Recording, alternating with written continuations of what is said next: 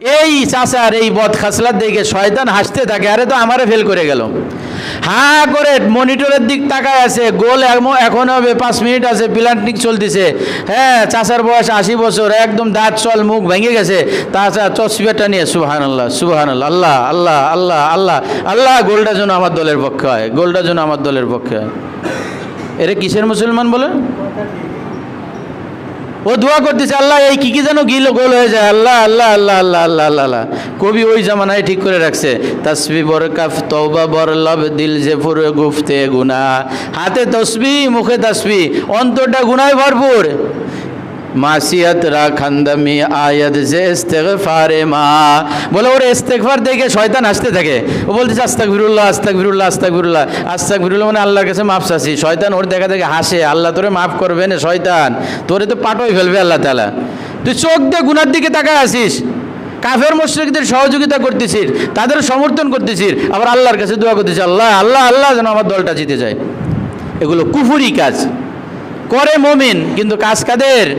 কুফরি কাজ, কুফরি কাজ। কারো করে দাবি খেলা দেখলে কি হয়, খেলা তো দেখাই যায়, এতে গুনাহ কিসের?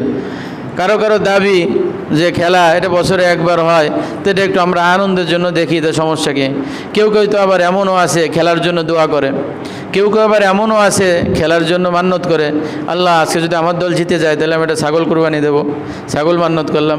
আবার কেউ কেউ শুকরানা নামাজ পড়ে, আমার দল জিতার কারণে 2 রাকাত নামাজ পড়ে এরপরে দোয়া করে। এই যে মুসলমান মসজিদে এসে গরম সহ্য হয় না, 1 মিনিট বসতে পারে না, আর ঠাটা পর ওদের মধ্যে টিভির মধ্যে 1.5 ঘন্টা খেলা দেখতেছে।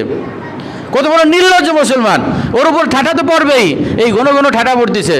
এই মাঝে মনে আমাদের আশেপাশে পড়ছে, মসজিদে সেট জ্বলে গেছে, আমার ফ্যান 2টে চলে গেছে, আরও কি যেন গেছে। ঠাটা পড়ে কিসের জন্য? মুসলমানের উপর ঠাটা তো খালি খালি পড়ে না। মুসলমান মসজিদে এসে 1 মিনিট সহ্য করতে পারে না। এই জুমার নামাজ শেষ হয়ে যাবে, সুন্নাত পড়তে পড়তে 3 ভাগের 2 ভাগ বের হয়ে চলে গেছে।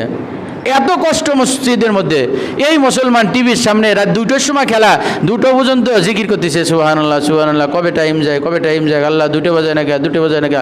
আর তার জন্য যত আনন্দ ফুর্তি, তালি দেওয়া, রং মাখা, টাকা খরচ করা, এই মুসলমানের বাচ্চারা এই করতেছে।